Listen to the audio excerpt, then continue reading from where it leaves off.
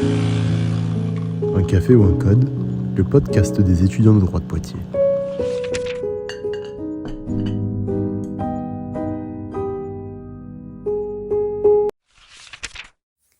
Salut, aujourd'hui c'est Amandine et on se retrouve pour un podcast centré autour de la plateforme Mon Master afin de vous partager nos ressentis, nos expériences et nos difficultés à parfois gérer le stress. Je vous laisse vous installer confortablement et prendre un petit café.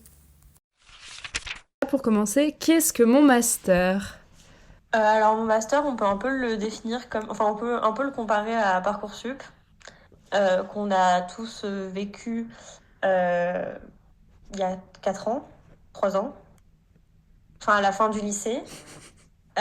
Du coup, c'est une plateforme qui nous permet de faire nos vœux pour les masters, justement. Ça, on peut déposer nos candidatures et au final, on attend la réponse des directeurs de master pour savoir si on est pris ou non. Du coup, c'est découpé en plusieurs phases. Donc, il va y avoir un peu la phase où ça s'ouvre et on peut regarder, faire un peu nos choix, sélectionner nos favoris, tout ça. Et il va y avoir du coup la phase de candidature, après une première phase de sélection et une phase complémentaire si jamais on n'a rien et qu'on se décide de reformuler des vœux ou de repostuler à des vœux auxquels on a déjà postulé. Mais du coup, chaque université, chaque formation propose leur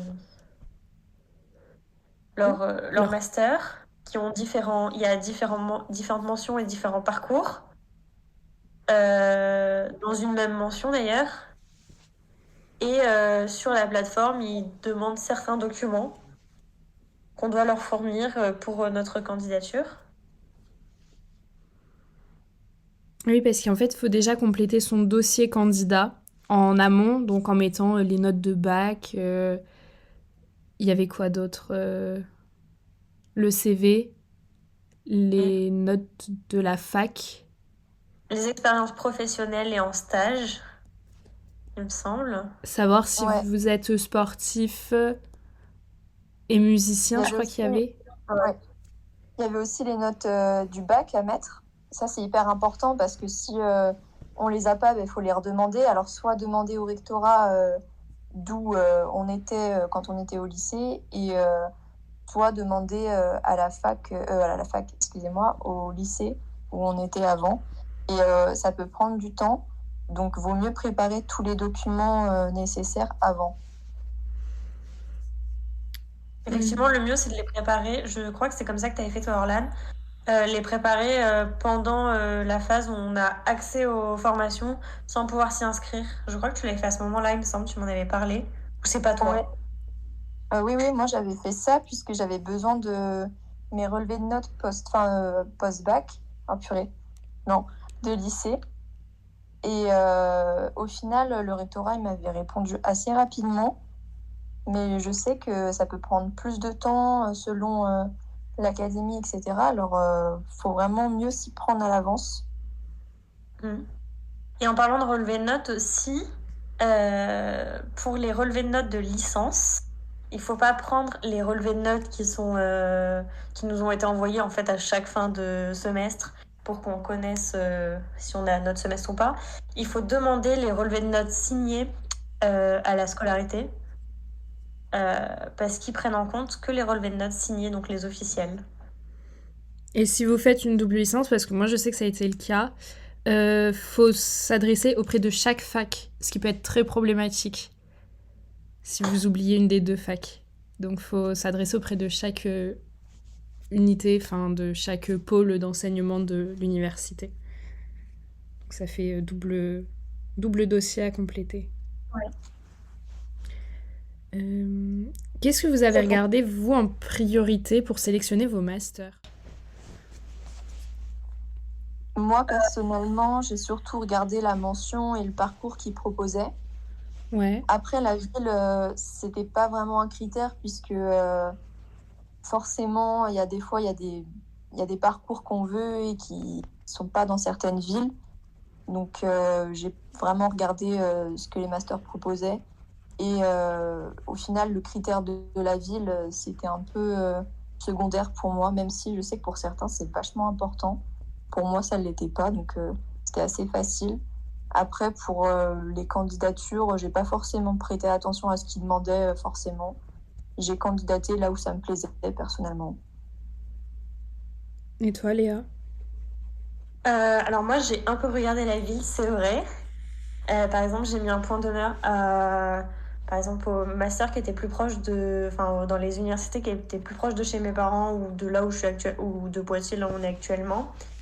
J'ai aussi regardé par rapport au master qui me plaisait. Bon, après, moi, je savais très bien quel master je voulais demander déjà il y a 2 mois de ça, donc j'ai pas vraiment regardé pour les mentions parce que je savais déjà. J'ai quand même pas mal regardé les pourcentages pour demander certaines facs.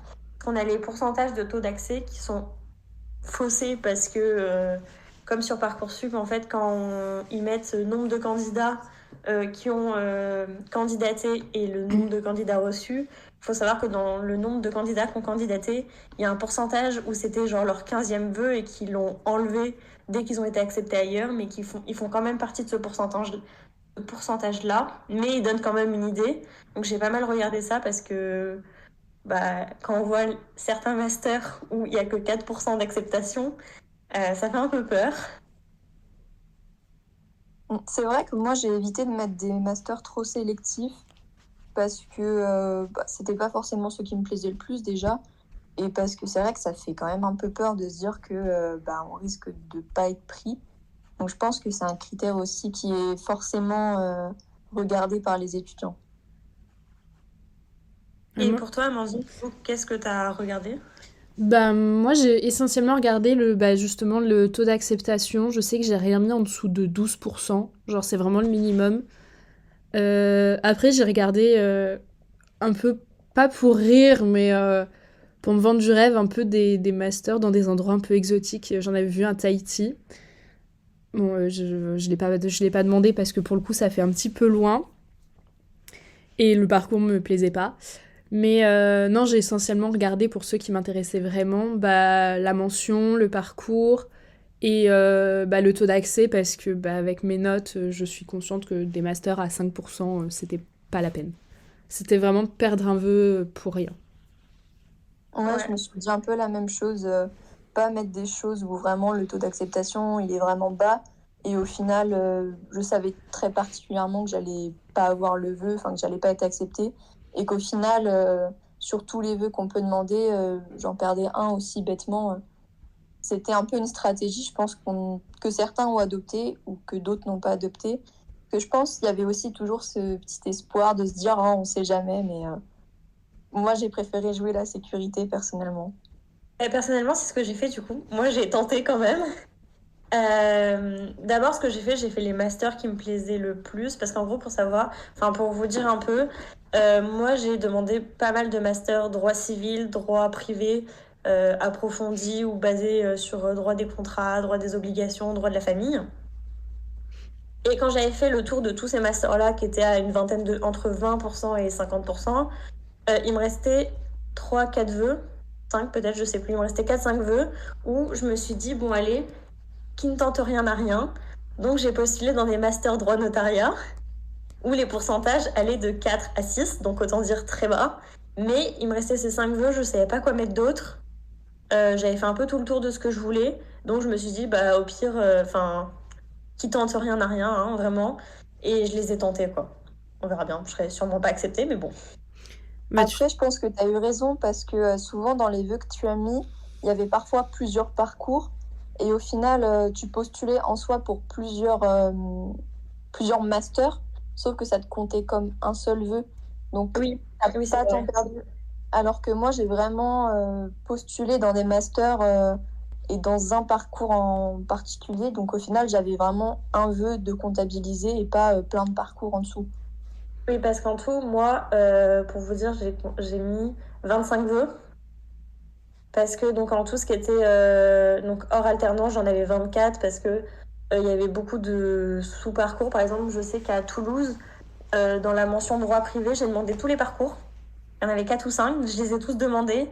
Et après, j'ai demandé aussi un vœu en alternance, donc effectivement, ça m'en fait vraiment pas mal. Donc je pouvais me permettre de mettre 3-4 vœux où je sais très bien que je ne serai pas acceptée.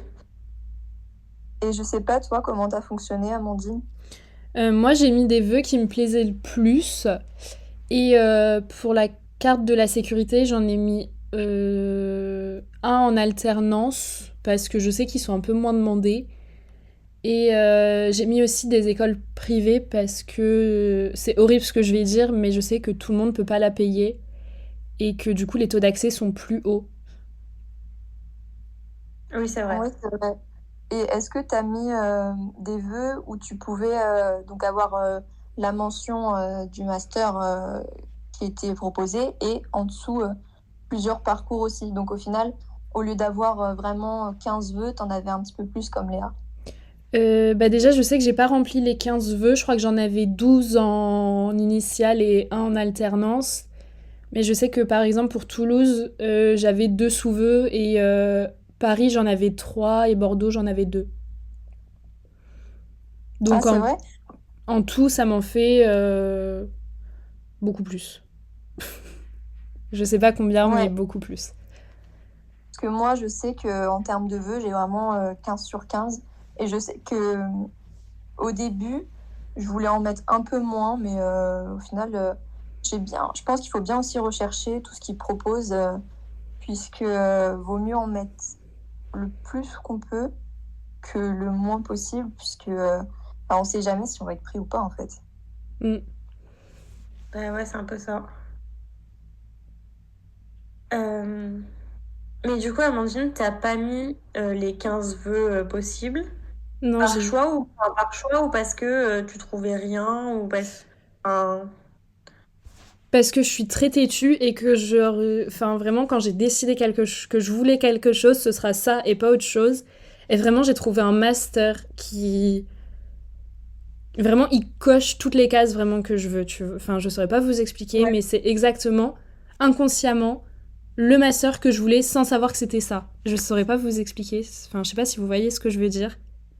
Ouais, si. c'est pareil quand j'ai regardé certains masters où j'ai vu et je me suis dit, je veux absolument lui. Bah du coup, moi je sais que j'ai tout misé sur lui. Après, j'ai quand même rempli les autres, pas par dépit, par intérêt quand même, mais je sais que je serais vexée d'aller dans ceux-là parce que je les voulais moins. Après, je serais très contente déjà d'avoir un master. Mais du coup, j'ai pas rempli les 15 vœux parce que déjà, j'étais focus sur un seul.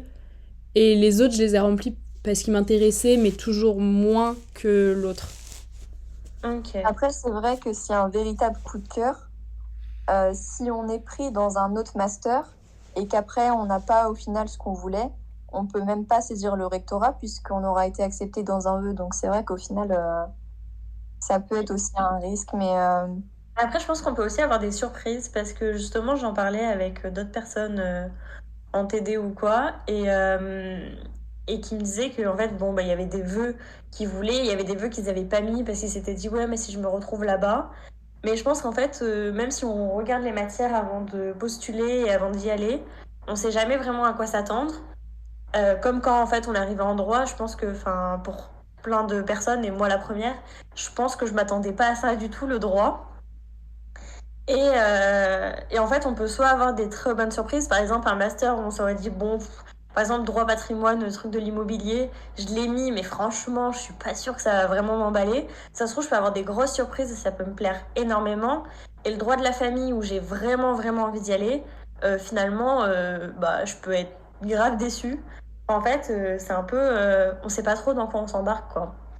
oui, c'est vrai, ça peut être de bonnes opportunités, pardon. Mais c'est vrai que je pense quand même que quand on a vraiment un objectif en tête et qu'on n'a pas ce qu'on veut, même si au final le master qu'on a nous plaît, je pense qu'on a toujours un petit peu ce sentiment d'inachevé où au final on ne pourra pas vraiment atteindre ce qu'on voulait. Donc ça Oui, fait non, quand mais même peur, je pense.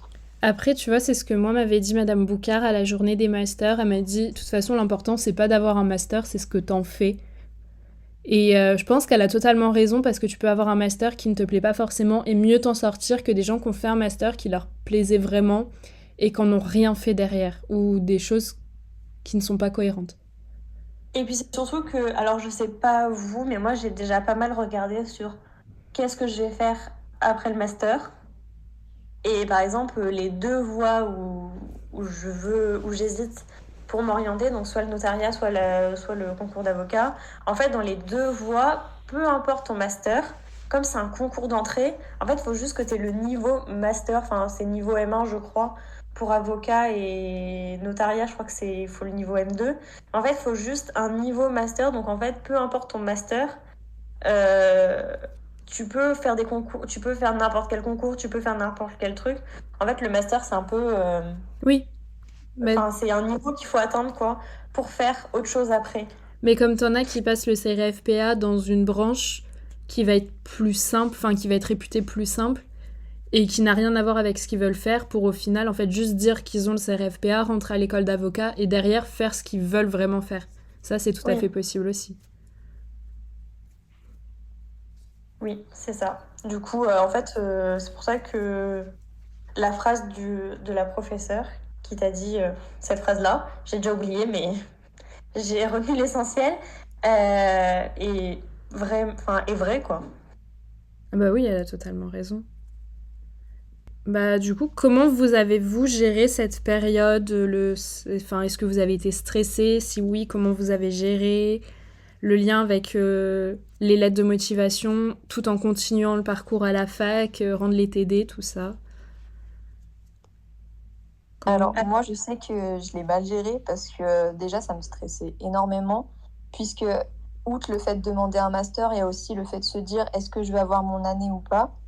Et au final, pour candidater, je me suis prise assez tard. Et au final, j'ai enchaîné des journées pour le faire, alors que j'aurais pu le faire un peu plus progressivement, etc. À part vraiment les documents un petit peu classiques à demander, comme les relevés de notes, etc., où je m'y étais prise plus tôt. Pour vraiment faire la candidature, donc la lettre de motivation, etc., je m'y suis prise vraiment, peut-être pas à la dernière minute non plus, mais vraiment, j'avais plus énormément de temps non plus, vu tout ce qu'on nous demande. Et je pense déjà que ça a énormément augmenté mon stress. Et donc, je conseillerais de s'y prendre vraiment à l'avance, que ce soit pour les lettres de motivation ou tous les dossiers à rendre, etc., le CV, les fiches de paye, etc., si on a eu une expérience professionnelle. Donc, ça, ce serait mon conseil. Et toi, Alors Léa? moi, j'ai commencé dès le début. Dès le jour de l'ouverture de mon master, à 9h, j'avais commencé. Parce qu'en fait, c'est vrai que je m'étais dit que, en fait, on n'a qu'un mois pour remplir les candidatures. Et durant ce mois-là, on avait cette merveilleuse chance d'avoir les précoles. C'est incroyable vraiment de les avoir en même temps.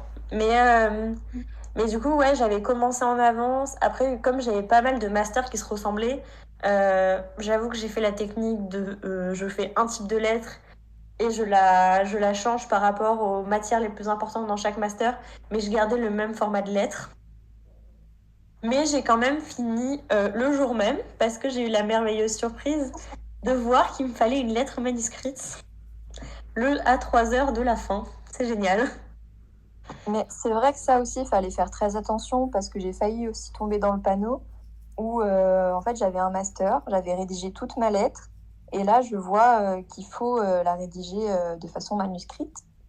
Et souvent en plus quand il faut la rédiger de façon manuscrite, il vaut mieux prendre une feuille blanche et c'est quand même un temps en plus à prendre puisque généralement, je parle pour tout le monde et en général, mais je pense qu'on écrit tous notre lettre au propre sur l'ordi pour pouvoir la recopier et faire aucune faute quand on l'écrit à la main, en fait.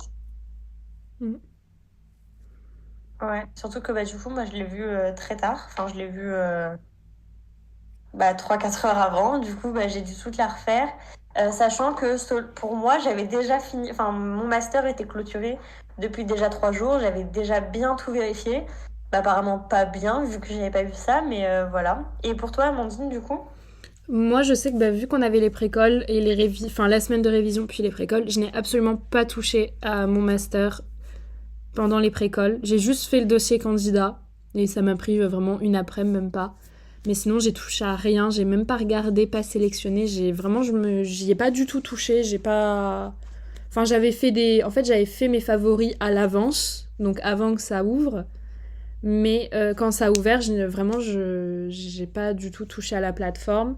Je me suis vraiment concentrée sur les révisions. Parce que justement, il y a le stress aussi de est-ce qu'on va avoir notre année. Il y avait les TD à faire. Et j'avais aussi le TOEIC à réviser. Donc, en fait, j'ai vraiment fait étape par étape. J'ai fait les révisions, le TOEIC et ensuite mon master. Du coup, à la fin, je crois qu'il me restait une semaine pour faire mon master, quoi. Ouais, Mais j'ai fonctionné vraiment pareil en fait. J'ai fait un peu par élimination ce que je voulais d'abord accomplir et ce que je trouvais moins important de faire, puisque s'il n'y a pas de licence, il n'y a pas de master. Donc au final, c'est bête de passer du temps sur ça, alors que à côté, il y a aussi beaucoup de choses à faire. puis il y a aussi le TD qu'on a reçu en droit des sociétés avant la précole à faire en une semaine. Enfin, au début de la précole. Non, contre aspect, pardon. Ah oui, c'est ça, c'est qu'il y a vraiment beaucoup aussi de facteurs à prendre en compte. Et c'est vrai que le temps, parfois, il nous en manque en fait, puisqu'il y a tellement de choses à faire, tellement de choses à donner, que ce soit pour candidater ou pour juste la licence, faire ses travaux dirigés, réviser ses matières. Surtout que généralement, les étudiants, on a tous des partiels à ce moment-là dans l'année. Et c'est vrai que c'est assez compliqué à gérer. C'est vrai. Mais ouais, moi, j'ai pas du tout eu cette stratégie-là. J'ai un peu tout fait en même temps, donc j'avoue, j'étais un peu débordée et je savais plus trop où donner de la tête parce que du coup, j'étais en mode ouais, mais attends, faut que je fasse ma lettre, faut que je remplisse mes notes. Ah, mais oui, mais il y a mon TD à faire pour demain aussi, c'est vrai. Enfin, c'était un peu. Moi, par contre, j'ai vraiment. Enfin, c'était, je pense, la bonne stratégie, mais ce qu'il y a, c'est que du coup, là, les 10 derniers jours, j'ai été débordée. Vraiment, j'étais très irritable avec tout le monde parce que j'étais très fatiguée et que vraiment, j'avais la sensation de courir après le temps. Et j'en étais rendue à sécher. Enfin, je crois que la semaine dernière, j'ai dû aller à 1 CM pour avoir le temps de faire mes lettres et les TD. Et c'est pas vivable. Oui. En fait, je trouve que la période est très courte parce que je sais plus exactement, mais je crois que par exemple, pour Parcoursup, on avait beaucoup plus de temps, il me semble. Je crois qu'on avait 1 mois et demi. Ouais, donc déjà, on avait 2 semaines de plus et en soi, on n'avait pas d'examen. Donc, Mm. on avait le temps. Enfin, je veux dire, on avait un peu que ça à faire et si on avait des devoirs ou des contrôles à réviser, mais on n'avait pas de gros examens où tu dois réviser 2 mois de cours, quoi. Mais c'est Donc, vrai que c'est un peu illogique vu tout ce qu'on a à rendre. C'est vrai que je pense que déjà rajouter 2 semaines en plus, ce serait pas de refus, puisque on n'a même pas eu vraiment un mois entier, puisque la plateforme, elle avait ouvert le 25. et puis elle a refermé le 23, donc ouais. Non, c'était le 24. On avait presque un mois pile, quoi. Même Mais, pas parce que février, Les mois de- t'as moins de les mois de jours en février, plus. ouais, c'est ce que j'allais dire. mais je trouve que c'est pas vraiment normal. Bon, c'est comme ça, on n'a pas le choix, mais C'est sûr, c'est sûr. Moi, je sais je pense qu'il que. devrait faire quelque chose. Mais non, je trouve que cette période, franchement, au niveau du stress, elle a été très compliquée à gérer, de tout gérer en même temps. Enfin, moi, je sais qu'il y a vraiment des choses que j'ai vraiment mis en stand-by. Donc, par exemple, mes amis, je crois que ça doit faire presque 1 mois que je les ai pas vus, pour être honnête. Enfin, vraiment vus, parce qu'un café, un café en 1 heure, ça compte pas.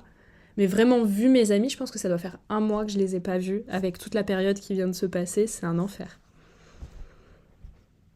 Je sais pas pour Oui, vous. mais je pense que il faut vraiment aussi essayer de continuer à vivre à côté, parce qu'en fait, sinon, on se sent vraiment submergé.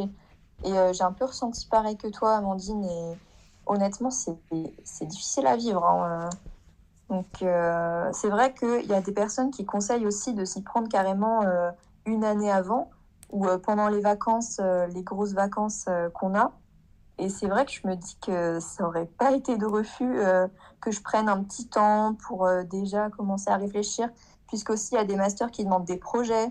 Donc des projets, ça demande réflexion. Et c'est vrai que c'est pas forcément en un mois qu'on les a. Donc, c'est compliqué.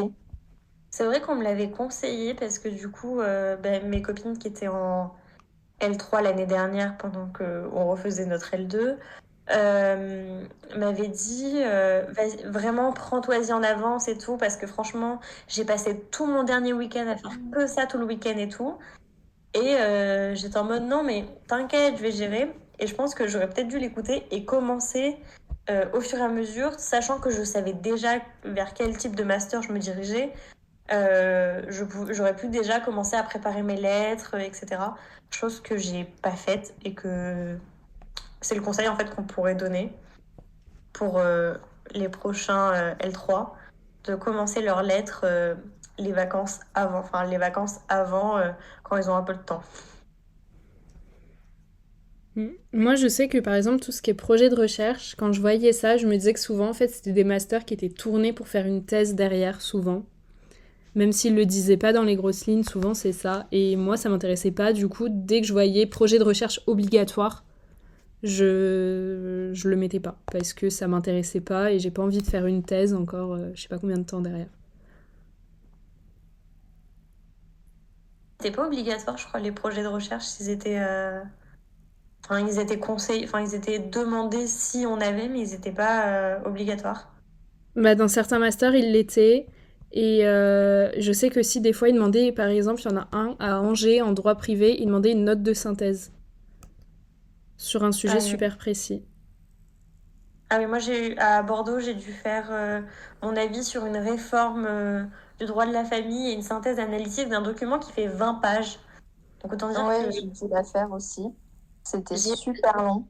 bah ouais, 20 pages alors qu'on a nos TDF à côté qui font autant de pages quasiment.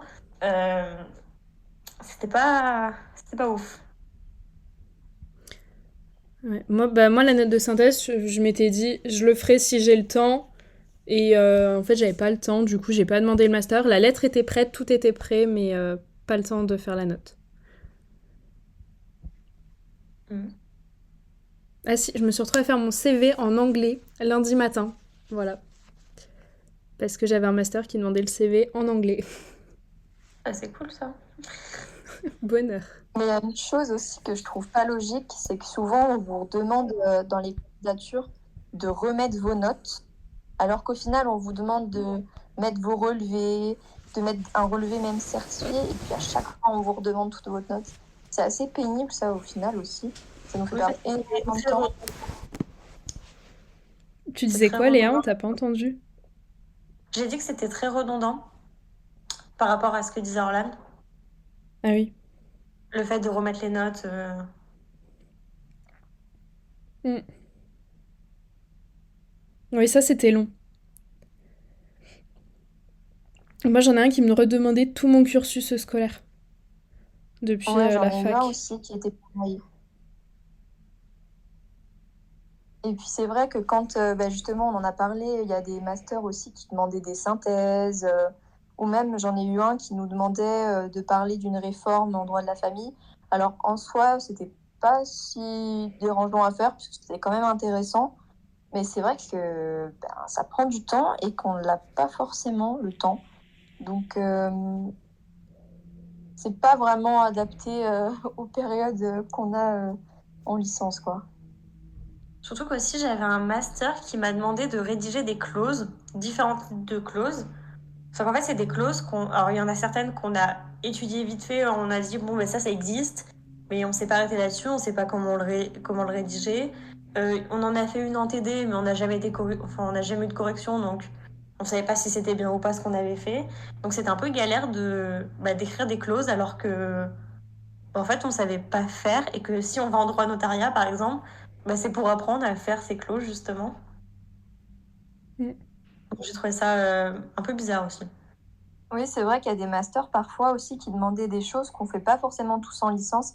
C'était justement, il me semble que c'était des travaux de recherche qu'on a fait en licence, que ça s'appelait, ou quelque chose comme ça. Sauf que je sais qu'il y a des facs qui le proposent. Et comme nous, à la fac de Poitiers, on n'a jamais fait vraiment de travaux en licence qu'on pouvait répertorier. Donc ça met un peu aussi une inégalité dans le sens où il y a des facs qui demandent des choses parce qu'ils proposaient ça dans la licence. Sauf que dans certaines facs, ils ne le proposaient pas. Donc au final, ça nous fait perdre un peu en crédibilité puisqu'on répond pas, enfin, on donne pas forcément tout ce que les masters aimeraient, même si c'est pas obligatoire. Donc je pense que forcément ça nous désavantage énormément, alors que faut prendre en compte que chaque licence est différente, chaque modalité est différente, et ça je trouve ça un peu dommage. Ouais, c'est vrai. Parce qu'en fait, oui, des fois, ils adaptaient leurs critères de sélection par rapport à à leur enfin, à leur type de fonctionnement dans leur licence, enfin, dans leur licence et dans leur université, qui n'est pas le même fonctionnement que dans une autre université. Donc, est-ce que vous avez des infos utiles pour les étudiants de L1 afin qu'ils se préparent à cette période ou pas? Oui, moi je leur conseillerais déjà de vraiment bien peaufiner leur dossier, puisque c'est vrai qu'on ne nous dit pas forcément qu'il faut faire telle chose, parce qu'il y a beaucoup de choses complémentaires aussi qu'on peut faire. Il y a des DU, il y a les stages. Nous, on a aussi la possibilité de faire donc un projet tutoré. Et c'est vrai que toutes ces choses-là, c'est hyper important dans le dossier. Et on n'est pas forcément vraiment informé de tout ce qu'ils demandent, en fait. Donc, je trouve que pour mieux peaufiner son dossier, il faut vraiment faire le plus de choses possible, puisque les masters en demandent énormément.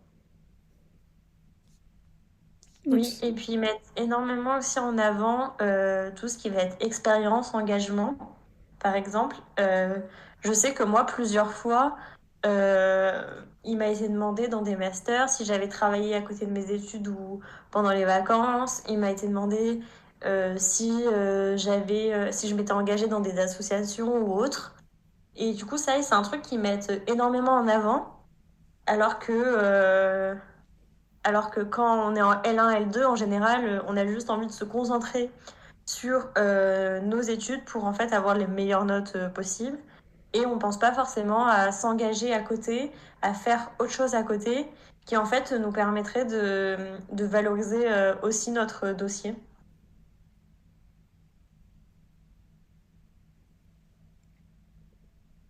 Ouais, bah, je pense que vous avez tout dit. Enfin, vraiment faire des stages, rentrer dans des assos, mais même n'importe laquelle, enfin, un truc d'éloquence ou quoi que ce soit.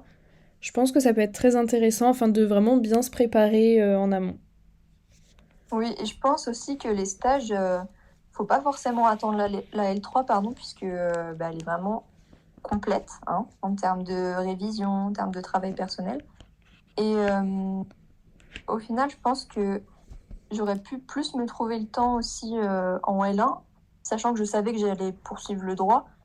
Et c'est vrai que je suis un peu déçue de ne pas en avoir fait avant. Donc sur ce point, c'est vrai que si c'était à refaire, j'aurais aimé en faire un, je pense, dès la L1, comme ça, j'aurais eu un stage, j'aurais eu vraiment plus de choses à mettre. Ah, et ne pas hésiter aussi à varier les domaines. Enfin, pas faire forcément que dans la même branche, parce que ça peut être pertinent de Ouais, faire. c'est vrai. Voilà. Petit mot de la fin, petit conseil. Petit conseil, prenez 10 voix à l'avance.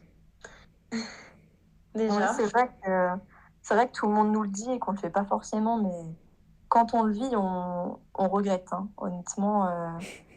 Je pense que si c'était à refaire, on s'y prendrait vraiment tous en avance, et bien en avance, bien plus que le faire un mois à l'avance, mais vraiment bien préparer son dossier tout au long de l'année, en fait, enfin tout au long de son cursus même.